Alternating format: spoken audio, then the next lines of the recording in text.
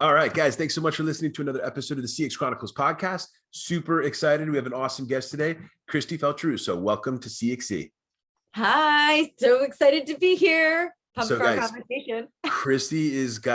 number one, we're excited to have you. And then number two, Kristi's got an awesome story. She's been on this incredible journey. And I think I was super pumped to have you on, Kristi, because you've just done such an awesome job of helping to kind of expand the CX and the CS community. It's hard to keep track of where the hell you are because you're always in a different town, a different city, a different place. You're always with these different companies and awesome customer focused business leaders. So I'm super pumped to have you come on today, share the story, and just give us a bunch of different ideas for how you've sort of planted your own journey and how you've really kind of struck the chord that you've struck with client success and with this huge community that you've built. So I'm pumped. So why don't you start off? Spend a couple minutes kind of sharing the high level. Give us a sense for how you got into this whole space and how you got into the position that you're in today, leading up client success. Awesome. Yeah, I love my journey, and not just because it's my journey, but because I think it's an interesting one because it helps at the stage that anyone can make their way into customer success at a software company. I break my career down into two acts. Act one is all in digital marketing. I spent 10 years of my professional career in marketing, specifically online acquisition, right? So helping companies, whether it's in agencies or in-house, drive more traffic to their websites, right? Through SEO, PPC, right? We're going to either do e-commerce or they're selling ad space. So I spent a decade doing that. And during that time, I actually used a product called Bright Edge to help with our search engine optimization, which was a SaaS product. They were a Silicon Valley-based company. And after using them at two different companies and establishing a great relationship with the CEO, I said, open a New York office and I'll come work for you. And eventually they did. And so I did. And so I was able to spend act two of my career breaking into customer success, in early 2012, and spending the past 10 years building, scaling, and transforming customer success organizations at hypergrowth SaaS companies. And then most recently had the privilege of joining ClientSuccess and coming on board to basically do customer success for customer success professionals, which is like literally finding the thing I love most in the world and then tricking somebody into paying me, which is what I feel like I've done now. And I'm super excited about that. That's super cool. I think that, so first of all, I love, it's just, I know I say this a lot, but it's awesome to hear how many different walks different customer focused business leaders have to getting to where they are today.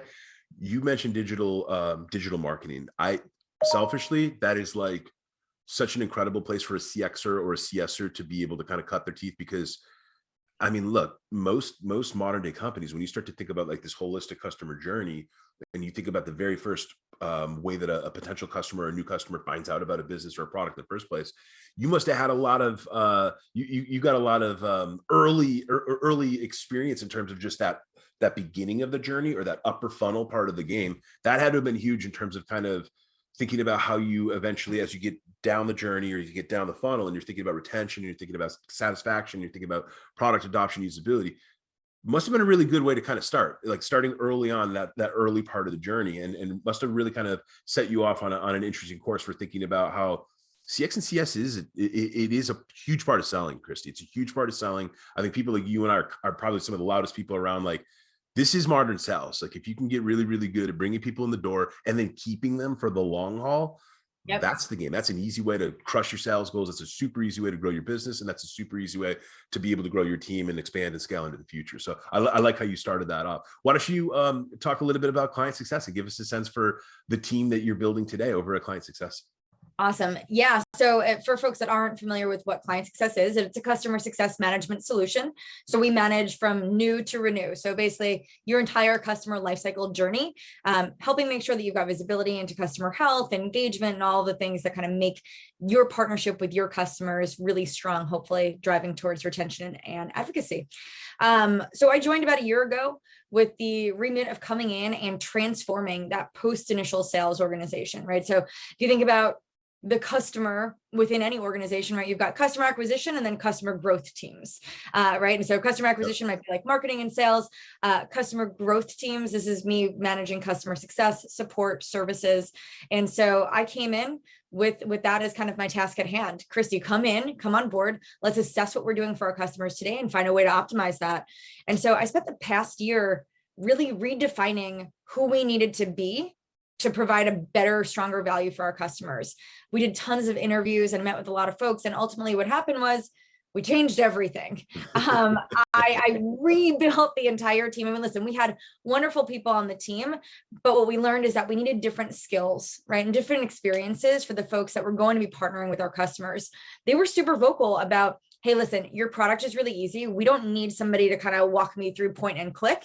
I need somebody who's been there and done that, who understands strategy behind customer success best practices and can help really serve as almost like a consultant. Definitely. So that was the value that my customers needed to see from us as a team.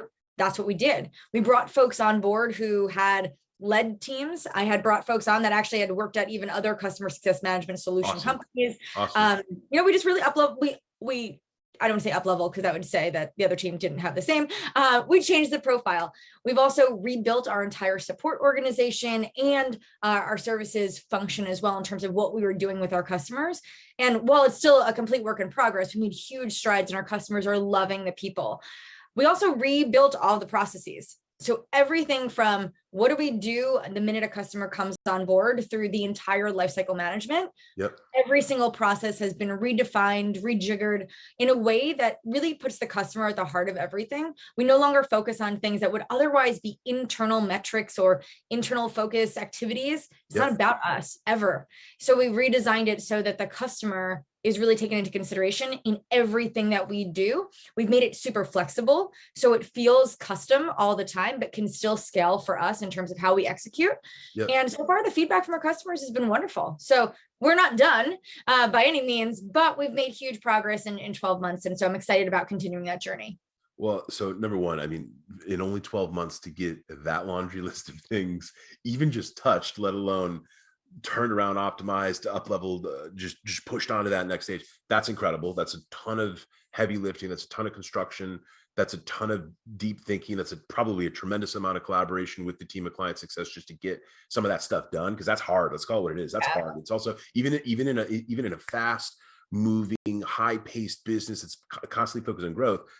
It's hard. It's hard to get change. It's hard to also be able to keep the train on the tracks while you're making all these different adjustments. So that's awesome for you guys, and that's awesome for the team. One quick thing I want to pick on that you just talked about, which was when you think about like the evolution of these teams, or Kristi, when you think about the overhauling or just the ongoing optimization, what you immediately made me think about that I want our listeners to absolutely kind of be thinking about on a regular basis is you made me immediately think about, as a business grows, as a company scales, as a customer portfolio grows, changes, and evolves, the reality is there's going to be wildly different needs, and there's going to be wildly different complexities that the team has to be able to manage, has to be able to adapt with, has to be able to evolve with. And I like that we're starting here with team, because like the team often also has a huge impact on what the other pillars are going to look like. So depending on what your team looks like and how your team is set up and what types of guys and gals you have on that team to be able to do this stuff, it's going to oftentimes dictate how well the tool section is going to be set up, how well the processes are going to be set up, how well you're going to actually be able to not only collect feedback, but act upon feedback. So I love that you kind of call that out. I think it's something that our listeners need to think about, because realistically, this is hard, and every company is going to have a different type of appetite and a different type of cadence for when you need to think about when it's time to up level or when it's time to graduate to the next state. But I think it's really, really important that you call that out. And it's something that as CXers and CSers, we got to be thinking about on a regular basis as we're working at these growing companies. Yeah, it's just a tough realization to come to, right? Because sometimes that means you have to make people changes. And, listen, if you've got hardworking employees, the last thing you want to do is have to make a change that results in them maybe not sticking around. But at the end of the day, we are managing a business, right? And I do have to give our customers what they need. And so those conversations, they're tough. The outcomes are difficult, and even for our customers, right? That change is hard. Definitely. Those transitions aren't seamless, right? Although we'd like them to be. But ultimately, I think if everyone's very clear on the vision, everyone can work to getting there and really understands it. I love that. Vision, compass, just this general idea of direction setting being one of the most paramount activities that any executive leadership team bestows upon not just their team, but their customer base too. If your customer base has a sense for who you are, why you exist, where you're going, what direction you're running in, they can make a quick decision as to whether they're getting behind that bus or whether or not they're going to find another one. And I always tell everybody that too. That's a great point, right? This journey isn't for everyone. You don't have to stay here. You don't have to follow along. Might not be for you. So I always tell everybody, like, listen, if you want to come along, great. Here's what it's going to take. And if you don't, that's okay. We're going to remain friends. Yeah, 100%. Kristi, before we move forward, I want to give the listeners a sense for what is that bread and butter ICP for client success today? What type of customers are you guys serving? What type of customers are you working with? And give us a sense for who the profile is for all the awesome guys and gals that you're spending time with and thinking about CX and CS optimization with. Yeah, so usually these are early to mid-stage organizations where I'll define it based on their customer success teams. Teams are usually anywhere from 3 customer success professionals all the way up to like 100. Okay. So it really, I would say probably not much larger than that. It probably caps off around there. But so you've got really small organizations who are just starting to build some infrastructure and some light processes around customer success, all the way to some organizations that have really, structured teams who are very clear on how their business operates. But the unique thing about what we target is that we are really focused on teams where they have a high engagement model. Okay. Right. So we don't focus on like the leverage ratios here is usually there's no more than a 1 to 50 ratio. So 1 customer success professional to 50 customers. Okay. It's usually that or lower because that's what our solution really supports and drives. Okay. Awesome. That's super, super helpful. Kristi, so this is fantastic. Thank you for setting the stage. I'd love to move into the second CX pillar of tools.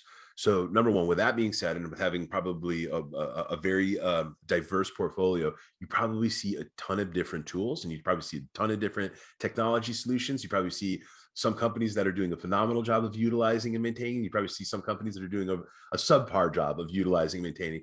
Can you spend a couple minutes talking about some of the things that you've seen along your own journey in terms of what has set companies that do a phenomenal job of tools management, tech stack optimization, technology utilization? Spend a few minutes talking about kind of what you and the team of Client Success have sort of learned around tools and how you've been able to help customers think about how they can improve the way that they're actually using their tools on a day-to-day basis when they're taking care of their customers.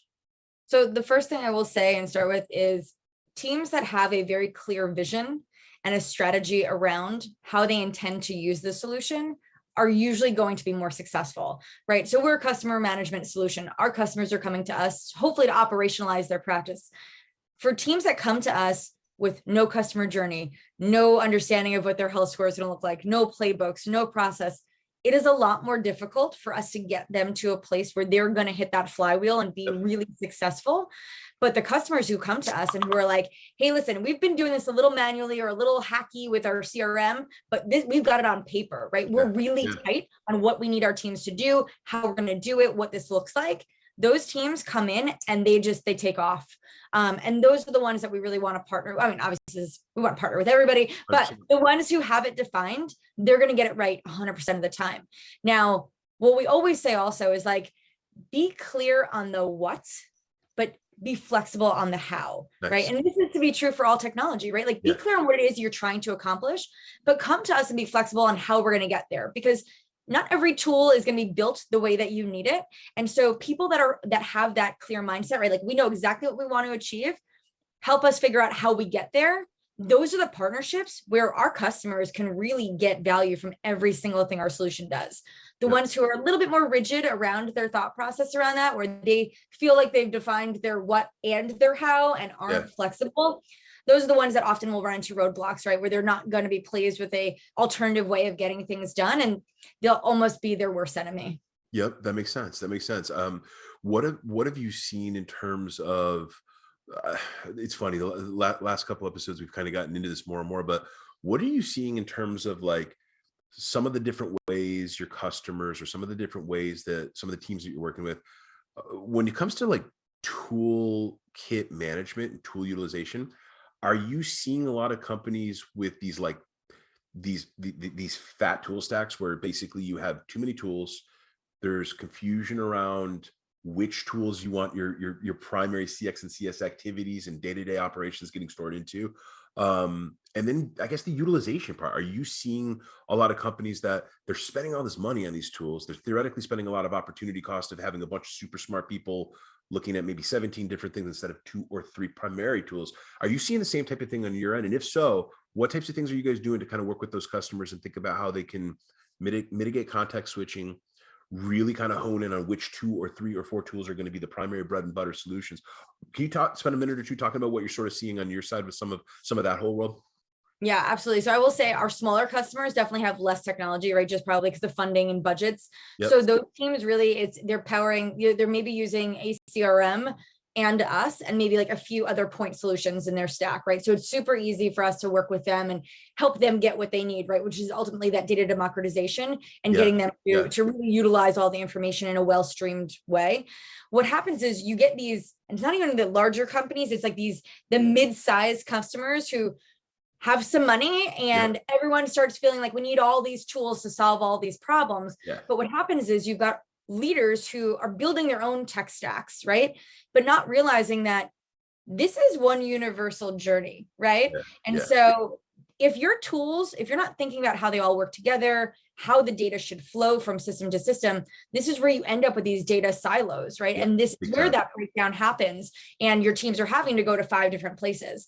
And it's often because there's this like territorial sense of like, these are my tools, these are my team, this is my process, as opposed to having maybe a technologist in your organization who is leading the charge and saying, you know what, we're going to be very thoughtful about how we approach technology in our business and understand what our entire tech stack looks like across the organization. So that way, when somebody needs something, before they go and buy it, do we have a solution that already solves for that here? How is the data going to flow from here to here, right? Like, I think people that buy technology, if you're not a technologist or somebody who's really bought software a lot in their professional career, you're not thinking through some of those things, and you're buying something because it solves a problem that's immediately in front of you.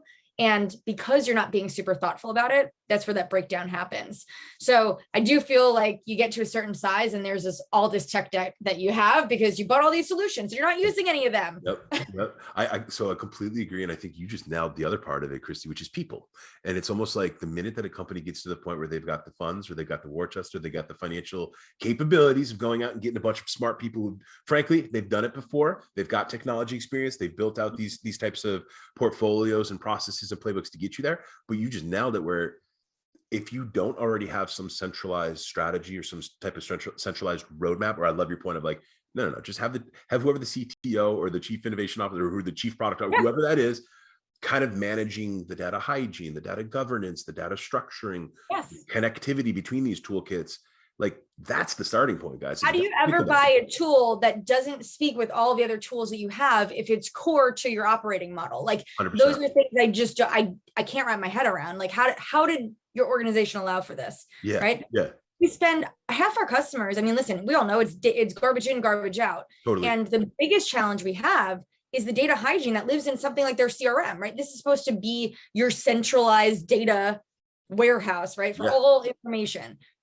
And it's a mess. Right. And I tell them, I'm like, I can't guarantee that what you're trying to get to, you're going to be able to, because garbage in, garbage out. Totally. And so we struggle with these things, but to your point of not only the tech stack and kind of the governance around all that, but the data hygiene as well is so critical, and not enough attention is paid to that.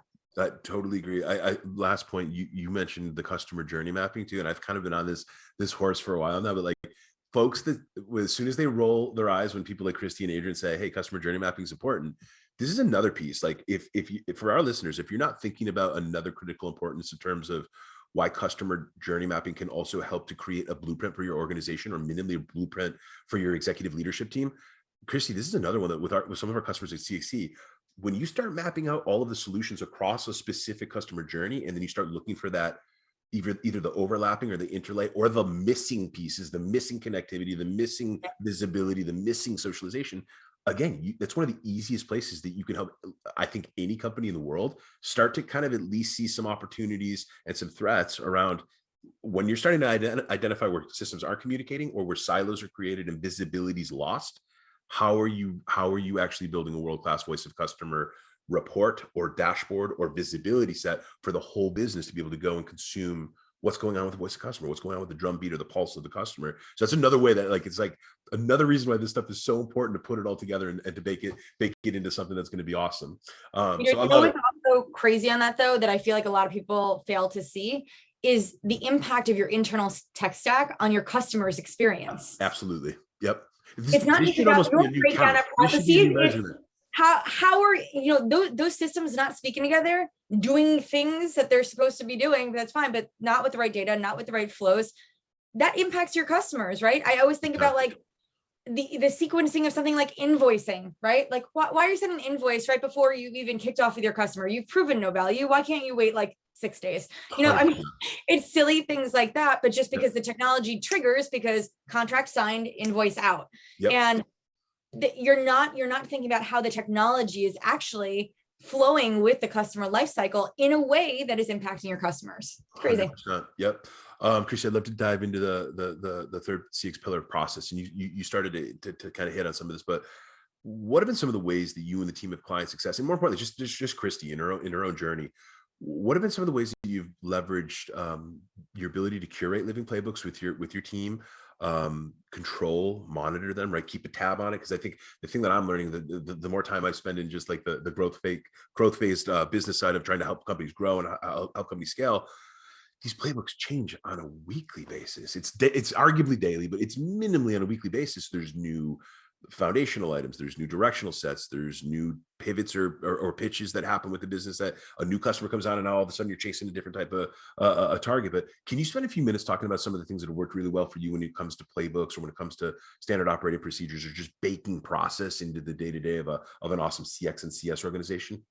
So the first thing I always do is, obviously, it's with the customer. They're kind of in their shoes, right? What is the experience that they need to realize in order for us to execute against their goals? So everything that we design is with them at the forefront, right? We don't think about our internal processes. I'm not designing it for me or for my team. Everything is designed for them to help us orchestrate that. Now, to your point about flexibility, the big thing there, you've got to be nimble enough to account for change. Yep. And be able to manage that. And the big thing about change is that communication, right? The strategy obviously is core, but how you manage that change within your organization is going to impact its success. And so for us, I mean, listen, we're grateful. I work at Client Success. I get to use our own solution, right? We drink our own champagne. Yes. So for me, all of my processes live in Client Success as our platform.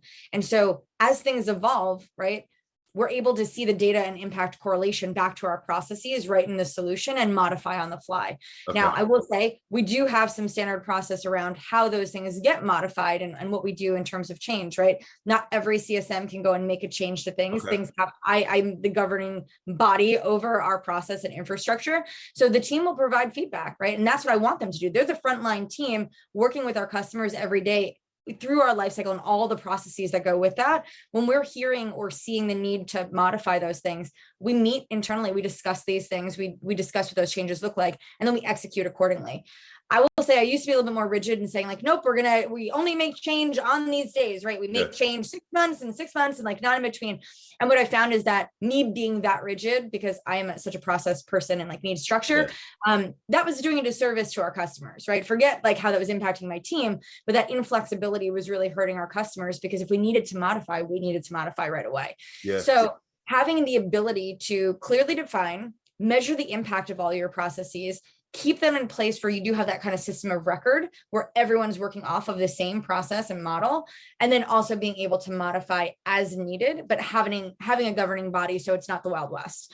That's how we've been able to do it. But like I said, everything I design and all the programs that we create, from as early as even the pre-sales process through our entire life cycle, which obviously goes beyond renewal and advocacy, is really something that we've owned internally from the customer standpoint.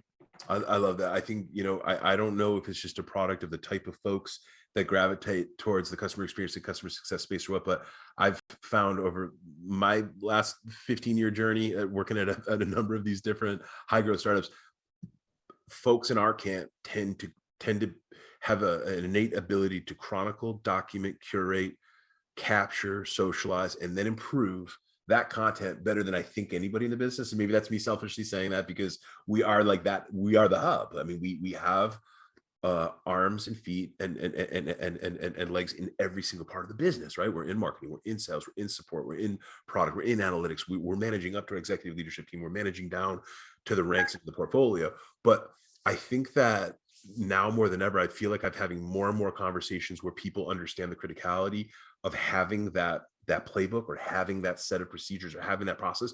I think COVID and the push of remote workforce management is probably a huge piece of it. I'd also argue the other thing that I'm learning as I talk with more awesome customer focused business leaders, if you are in charge, if you have the privilege of being in charge of a customer success, a customer experience team, you have a big budget, you have a bunch of awesome, smart people working on your team, you are in a position where you should be essentially helping the company or helping your business write that story, write that history, share that story, socialize that history. And then lastly, I know I say this a lot, but like some of the best companies that I'm seeing, they do a phenomenal job of building their internal FAQs, knowledge base, and general confluence knowledge. And then they can mirror it back out to the customer. So maybe not everything, maybe not 100% of it, because there's some stuff that you got to keep in the back of the kitchen. That's the magic sauce stuff. But there's some stuff that you can repurpose this content where if you already know that 80% of the time, primary inbound FAQs are going to be asking these three things, use some of that playbook or that SOP content to fire it back to your customers and make them feel involved. And I love what you said about the team inclusion. I think that's mandatory. I also think that it's been interesting. I've been talking with more folks that sometimes some of their strategic customers or like the really close, their friendly customers, whatever you want to call it. Sometimes they take a look at this stuff too, to see how, to your point, how are you building these playbooks to serve your customers? How does it help your customers? So I love these ideas. Point, right? If it's all about them, how can you design it with maybe out them? So we definitely have a couple of friendly folks where it's like, listen, they're CS professionals also. So I think I'm at a competitive advantage because I'm speaking the language of my people here, but I'll put some things in front of them. Like, does this resonate with you? Do you feel like if my team was running these motions with you, would that land well? How can we modify it? How can we optimize it? And a lot of our customers are always eager and excited to share feedback, good, bad, or otherwise. And we're happy to hear it. And like I said, I almost feel like we are under a microscope though, because we are their peers and we're supposed to be experts, that we're watching every single thing that we do, every email that goes out, every deck template, every meeting that we run, every agenda we put in there. And so there's a lot of scrutiny around our team and how we work in support of customer success. But the feedback, like I said, has been phenomenal, but working in collaboration with our customers is definitely like the icing on the cake. Love it. That's huge, Kristi. That's awesome too, by the way. It's got to be a fun place and a fun environment to be a part of every day. You just mentioned feedback. Let's dive into the fourth and the final CX pillar of feedback. And I was excited to chat with you about this because number one, you also just set the stage well for this. You deal with a bunch of customer success and customer experience folks. So like these are the folks that like, whether we can help it or not, we're constantly thinking about how can you ask better questions, how can you solicit information. We're probably some of the best people in most organizations thinking about how the hell you're going to act on it, because none of that other stuff matters if you're not going to take it and go do something with it. But I'd love to hear you spend a couple minutes talking about the way that you and the team of Client Success leverage your customer feedback. And then I'd love to hear how you guys think about your team feedback and the employee feedback that you're using as you grow the business. Yeah, so we try to be very thoughtful about how and when we're collecting feedback from our customers. Now, we have a high engagement model, just like most of our customers, which means we're staffed in a way that allows us to engage with our customers on a very regular basis. Some of our customers we're speaking to weekly, some biweekly, but we have a regular recurring cadence that allows us to engage. Now, we orchestrate a series of different surveys and things that allow us to kind of automatically go out there and gather information, and we'll talk about what we do with that. But our team is soliciting information and feedback from our customers all the time. And so we've got that frontline force that's collecting it, and we're processing all that information. Again, like I said, we put it into our system. That information in Client Success even gets pushed out into Slack. Nice. So everything that we're hearing from our customer base is actually being shared and socialized across the entire company. Awesome. So going back to like the importance of data democratization, we make sure that feedback is heard, and we use that to drive our strategy. So even in the surveys that we again, we're very formal and in terms of the timing of when they go out and how they go out and what they ask, we make sure that first, all of our feedback, we make sure that we acknowledge it for our customers, right? We're expressing gratitude and appreciation for them sharing those thoughts and ideas. Yep. We make sure that we're double clicking into all of it. So even something like an NPS survey, Dave, our CEO, and I, we reach out to every single person who's given us a score, not just comments, but a score. If you've taken the time to even click a button and give us a rating, we reach out to you and ask to get a conversation going because we want to learn more. We want to unpack that. And we learn a ton that way. But more importantly, going back to closing the loop, every piece of feedback that we collect, we make sure that we put a plan in place to address it. Now, not everything we can do, especially if it's related to the product. I can't go build every single purple button you want, but I can take that and identify themes, right? If enough of our customers are asking for the same things or looking for similar modifications, that's critical, right? And so in mass, that drives our strategy. So we put together plans with our product team in terms of how we're going to evolve and innovate in correlation with our vision, right? We don't want to derail our product strategy, but then we share and socialize that with our customers. So we take the feedback, we express gratitude, we have those conversations, we put a plan together, and then we close the loop with them again by putting it back out to them and saying, here's what we heard, here's what we're going to do. Yeah.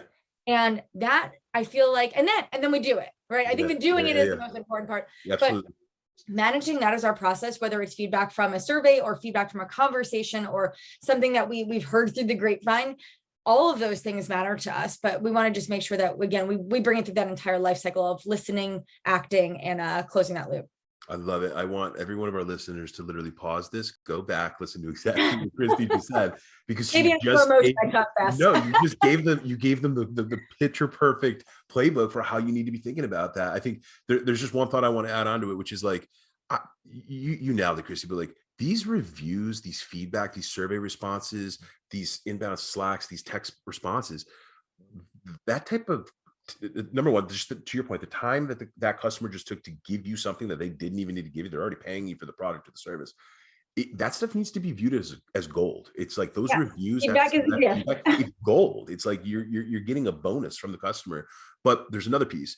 I along my own journey, you're absolutely right, where the acting on it's the most critical part of it. But I've been blown away. I've had customers get back to me that are just shocked that what you and the team are doing with just even following up and say, hey, customer, thank you so much for just taking the time to answer that NPS or responding to that survey. Because even that, there's something in the relationship, or there's something in the caring about the customer. There's something about like the taking the time to actually give us additional feedback so we can get better. If you get to the point where you actually act on it, and not only that, you start to get really good as a company, or maybe even as a sales and a marketing engine of saying, hey, customers, last quarter, here's the top 5 things you talked about with us. Here's the 4 things that we were able to accomplish. That 5th one will be done next quarter. Customers love that stuff. That's how they become fanatics. That's how they become like completely addicted to the fact that this company cares so much about their portfolio or their customer base that they're constantly working on it. And I think that's something that, frankly, for a lot of our listeners that are building their own startups, building their own growth focused companies, it's not that hard. Somebody in your company just needs to start owning it and doing it tomorrow. And frankly, it's where you get more growth. It's where you get more customers. It's where you start to build your own army of promoters, where people are going to go out there in the world and just talk about how fantastic your business is and how fantastic your team is. So what about the employee side? I want to pick your brain on the employees. What have been some of the ways that have worked really well for you as you manage a bunch of different teams? You see a bunch of different CX and CS teams. You and I are both believers of the fact that those guys and gals arguably have most of the answers under the sun around the things that need to happen in an organization. How have you helped some of your own teams, or how have you helped some of your customers with leveraging how they can improve getting better at using their employee feedback and their actual team feedback to grow the business and to help with scaling? So the interesting thing is our team here at ClientSuccess, right? My customer success organization, they are our customer, right? Like, so this is like having your product advisory board live in your business, right? So we cheat. So we make sure that all of their feedback is heard early and often. So we have direct access. We meet regularly with our product team because we're in the solution every day, right? We're navigating things. We're experiencing that wonky, like, oh yeah, that shouldn't do that. Yeah. So our product team is very keen in having those conversations and leaning in and uncovering that. Even myself as a leader, right? I use our solution all the time. I'm in my leadership meetings reporting out and I'm like, hey, I pulled this report and this thing didn't do what I actually needed to do. Or, hey guys, wouldn't it be so cool if it actually did these like 5 other things? So feedback is really important. And I think for us, it's very easy for us to just throw out all of these ideas because we're going to have all of them all the time. What we do is just try to make sure that we're documenting everything. We review it. We kind of stack it against what we're trying to do as a business and making sure it doesn't, again, derail our strategy and our focus. And then making sure that our team, more importantly, that they feel heard and validated, especially when things do come to fruition in the product. So we treat them just like our customers, right? Our team is our customer. And so we want them to feel that same validation that what they need in our solution is important. It makes sense. Here's what we're doing, and then making sure that they're getting what they need when we can deliver it. I love it. I mean, look, Kristi, you're spot on, where if you are a startup founder or a growth focused executive, and you're wondering how you can fill that product feedback bucket up, again, go right to where Kristi just said. Your internal users are arguably going to have most of the answers anyway, or minimally. They already know they know the top consternation points. They know the 20% of things that are coming in 80% of the time. That's probably where you need to prioritize from a strategic product roadmap and just from a general high level view of what you're gonna do next for your customers or for your solution. Last thing is this. I think, like, if you're a business owner that's trying to think about how you can expand your SaaS solutions, product adoption, and general retention and usability, Exactly what Kristi said. Get these users who are touching it every single day on your team, talking to your customers. There's almost like an amplification effect that happens right there, Kristi, where not only are they dealing with the customers, but they're using it themselves. There's almost like a level up that happens with that type of feedback. I would weigh that a little bit heavier, if you will. So like definitely start doing that in your business tomorrow, because it's an easy way to get started. So Kristi, this has been absolutely fantastic. Before we wrap up, where can people find out more about you and all the awesome stuff that you're doing? Because you've been just killing it on not just the thought leadership game, but like you're one of the absolute best pioneers in the customer success, customer experience community. You do such a phenomenal job of I'm not even kidding, getting around the whole damn country, meeting with other CXers and CSers. But where can people find out more about you, and where can people get in touch with you if they want to learn more about client success? Absolutely. So I'm going to send you to 3 places. First, I will send you to ClientSuccess.com. There you can go not only learn a little bit more about our solution and how it might be able to help you in your business, but also get access to all the thought leadership content that we produce out there, whether it's our boot camps, our blog posts, our content, ebooks, ton of information, our templates. So please head over there. You'll be able to get a wealth of information, bring yourselves up to speed, and maybe accelerate your pace of innovation in terms of your processes. Also, you can check me out on LinkedIn. Try to be super active there. So if you want to have a conversation, you can reach out to me directly. You're a machine on LinkedIn, Kristi. I try to be. And then lastly, I will just obviously do a quick plug for my website, Keeping CS Simple, which is my domain, where you're going to see an aggregation of all of my content. So all of my podcasts, videos, boot camps, books I love, podcasts I love, like CX Chronicles, and a whole bunch of just information and resources to help you on your journey. So those are my 3. I love it. Well, Kristi, look, it's been our absolute pleasure. We can't wait to see what you and the team at ClientSuccess do next. And I am absolutely excited to keep our conversation moving forward into the future. Thank you so much for joining today. Awesome. Thanks for having me.